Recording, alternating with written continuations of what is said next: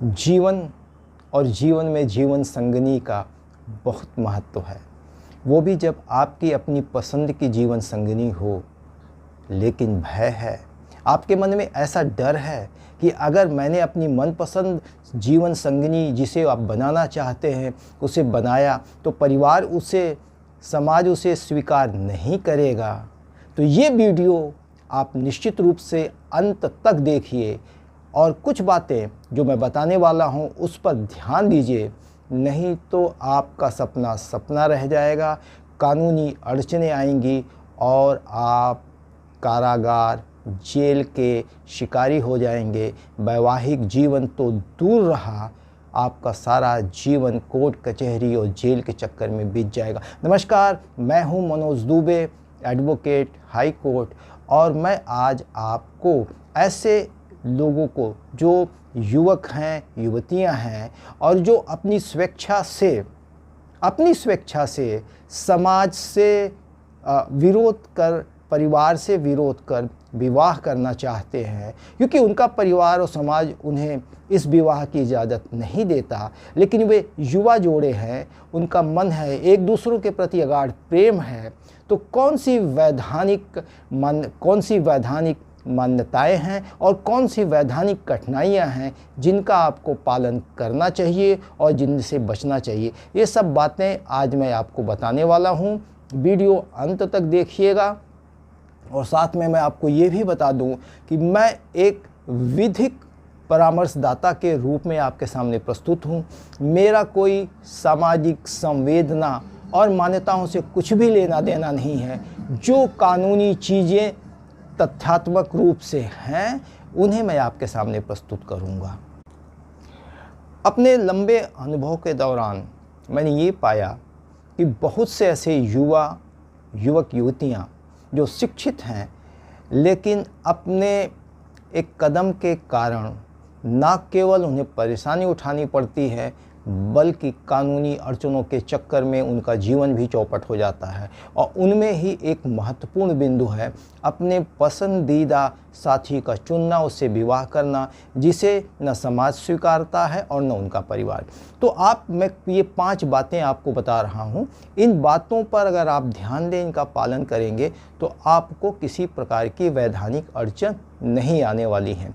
दोस्तों, भारतीय संविधान की अनुच्छेद 21 जीवन की स्वतंत्रता के रूप में जानी जाती है और उसके साथ हर भारतवासी को यह अधिकार भी है जो इस भारत देश में निवास करता है कि वह अपनी स्वेच्छा से अपने जीवन साथी का चुनाव करे और बिना किसी भय के, बिना किसी परेशानी के वो अपना जीवन व्यतीत करे। लेकिन इसकी कुछ शर्तें हैं, वो शर्तें निम्न हैं, ध्यान से सुनिए। शर्त नंबर 1, यानी पहली चीज़ जिसे आपका पालन करना है, युवक और युवती दोनों बालिग होने चाहिए। कौन किस धर्म का है, कौन किस जाति का है, इसका कोई महत्व नहीं है।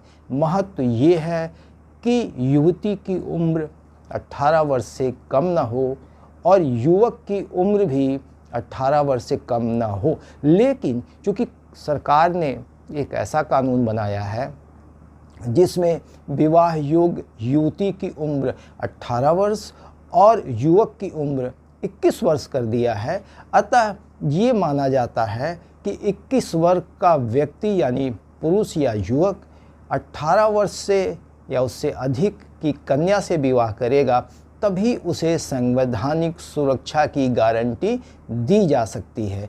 अन्यथा वैसे तो 18 वर्ष की उम्र में दोनों बालिग हैं, तो बालिग स्वतंत्र रूप से अपना जीवन यापन कर सकते हैं, जीवन साथी बन सकते हैं, उसमें कोई विधिक बाधा नहीं है। लेकिन कुछ न्यायालयों की इस संबंध में दृष्टि थोड़ी अलग है। वो 21 वर्ष के युवक को ही कानूनी संरक्षण देने के प्रश्न पर विचार करते हैं। तो ये मान के चले मोटी कि युवक की आयु 21 वर्ष और युवती की आयु कम से कम 18 वर्ष की होनी चाहिए। आप किस जाति और धर्म के हैं इससे कोई अंतर, कोई महत्व नहीं पड़ता है।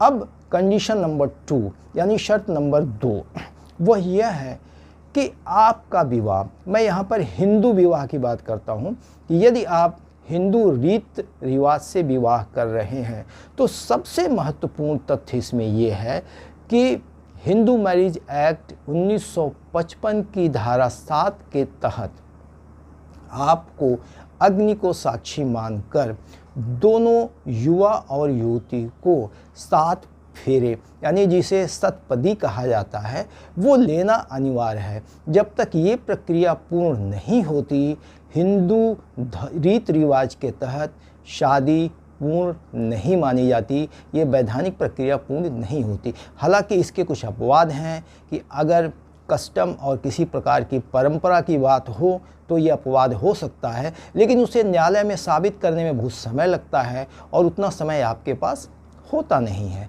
तो आप करें क्या? अब ये चोरी छिपे की शादी बैंड बाजा गाजा बाजा के साथ तो हो नहीं सकती। आप हिंदू रीत रिवाज से शादी करना चाहते हैं तो किसी आर्य समाज मंदिर या कहीं मंदिर पर चले जाएं, एक पंडित जी को पारिश्रमिक दें, उन्हें बुला लें, 2 गवाह चुन लें आप अग्नि को साक्षी मानकर अग्नि की परिक्रमा करें, 7 पदी की जो वो फेरे होते हैं उसे पूर्ण कर लें, एक दूसरे को पति और पत्नी के रूप में स्वीकार करें, एक प्रमाण पत्र बने जिसमें पंडित के हस्ताक्षर हों, 2 गवाहों के हस्ताक्षर हों और आप दोनों के भी हस्ताक्षर हों, जिसमें यह स्पष्ट रूप से लिखा जाए कि आपने हिंदू रीत रिवाज के का पालन करते हुए अग्नि को साक्षी मानकर 7 फेरे लगाए हैं, सतपदी की प्रक्रिया पूर्ण हुई है और पति पत्नी के रूप में एक दूसरे को स्वीकार करते हैं। इस पर पंडित के हस्ताक्षर हो जाएंगे, गवाहों के हो जाएंगे, आपके हो जाएंगे। ये प्रमाण पत्र बड़े काम की चीज़ होती है। अब इसके बाद तीसरा आपको क्या करना है, हर ज़िले में मैरिज रजिस्ट्रेशन एक्ट के तहत रजिस्ट्रेशन की कार्रवाई होती है। इसके लिए आप मैरिज रजिस्ट्रेशन की कार्रवाई के लिए आप अपने ज़िले के कार्यालय में ऑनलाइन आवेदन किया जाता है। आपको एक दिन अपॉइंट कर दिया जाता है और 1 माह के भीतर ये आवेदन की कार्रवाई पूर्ण हो जाती है। आपका विवाह रजिस्ट्रीकरण हो जाता है। अब तीसरा कार्य, आपको भय है कि समाज के लोग, कन्या पक्ष के या वर के पक्ष के लोग आपको परेशान कर सकते हैं, मार पीट सकते हैं, तो आप एक जीवन साथी एक दूसरे के प्रति भावनाओं को व्यक्त करते हुए एक याचिका संवैधानिक न्यायालय यानी उच्च न्यायालय या उच्चतम न्यायालय में दे सकते हैं। ज़्यादातर उच्च न्यायालय ही बेहतर होता है। हर प्रदेश में उच्च न्यायालय है। आप उच्च न्यायालय में एक रिट पिटीशन दाखिल करें इस आशय से कि हम दोनों बालिग हैं, युवक की उम्र 21 वर्ष, युवती की उम्र 18 वर्ष है, हमने हिंदू रीत रिवाज के अनुसार जो है सतपदी की कार्यवाही पूर्ण की, हमने परिक्रमा किया, 7 फेरे लगाए और हम दोनों एक दूसरे को पति पत्नी के रूप में स्वीकार किया है, प्रमाण पत्र संलग्न है और सभी जन्म के प्रमाण पत्र इत्यादि शैक्षिक प्रमाण पत्र भी अगर आवश्यक हो तो लगा दें।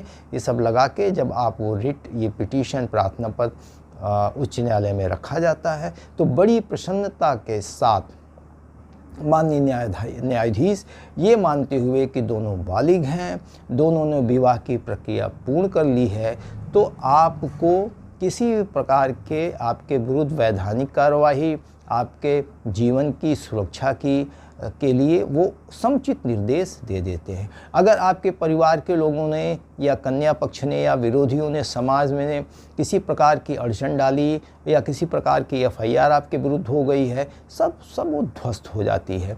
आप स्वतंत्रतापूर्वक पति पत्नी के रूप में भारत के किसी भी कोने में निवास कर सकते हैं। अब आइए मैं आपको बताऊं इस पूरी प्रक्रिया के फ़ायदा क्या हैं। अब आप समुचित रूप से जब विवाह का रजिस्ट्रेशन करा लेते हैं, समुचित रूप से आपने जो है अग्नि के फेरे 7 चक्कर लगा के सतपदी की प्रक्रिया पूरी की, उसका अनुपालन किया, तो वो विवाह वैधानिक रूप से प्रमाणित मानी जाती है।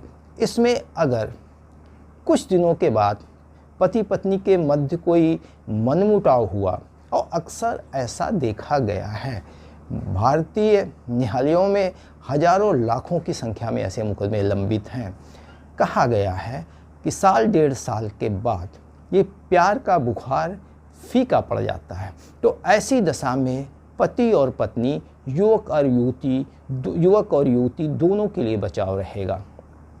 अब युवक के लिए यह बचाव होगा, युवती अगर उस पर कोई आरोप लगाती है कि इन्होंने मुझे शादी का झांसा देकर मेरे साथ तमाम प्रकार की बलात्कार, इस प्रकार की कार्रवाइयाँ की, तो वो प्रमाण पत्र जो विवाह का है, वो रजिस्ट्रेशन, जो संरक्षण का आदेश माननीय उच्च न्यायालय ने दिया है, वो सब उसकी बचत करेगा और मुकदमों का कोई अस्तित्व नहीं रह जाता।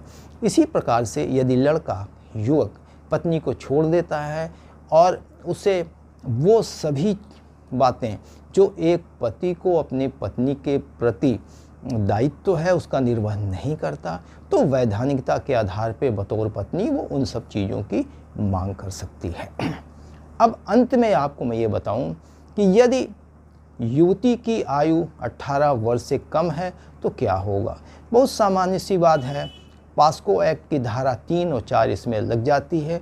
376 और VNS का 65(1) इसमें लागू हो जाता है। वो सारी कार्यवाही गलत मानी जाती है, बलात्कार और तमाम चीज़ें की कार्रवाइयाँ, मुकदमे इसमें आ जाते हैं और युवक का सत्यानाश हो जाता। हालांकि उच्चतम न्यायालय ने कहीं पर उच्च न्यायालय ने इसमें छूट दे रखी है, लेकिन कानून में, नियम में ऐसा कोई प्रावधान नहीं है। तो मेरा ये कहना है कि 18 वर्ष से कम की युवती और 21 वर्ष से कम का युवक विवाह की बात अभी टाल दें। जब दोनों यह उम्र प्राप्त कर लें तो स्वेच्छा से, बिना किसी भय के, बिना किसी डर के विवाह करें। विवाह का अगर हिंदू रीति रिवाज से कर रहे हैं तो सतपदी की पूरी कार्यवाही पूर्ण करें, विवाह का रजिस्टर करा लें और माननीय उच्च न्यायालय से जीवन संगिनी के साथ जीवन की सुरक्षा की मांग करें। न्यायालय भारतीय संविधान की धारा 21 के तहत उनकी मदद करेगा, उन्हें संरक्षण प्रदान करता है। अगर आपके मन में कोई शक सवाल हो, कोई प्रश्न आप पूछना चाहते हो, तो निश्चित रूप से उसे उसका परीक्षण कर जवाब दिया जाएगा। आप कमेंट बॉक्स में उसका उल्लेख ज़रूर करें। ऐसे ही अच्छी बातें और विशेष रूप से सहज और सरल रूप से कानूनी बातें जाननी हो तो मुझे सब्सक्राइब करें, इस चैनल को फॉलो करें।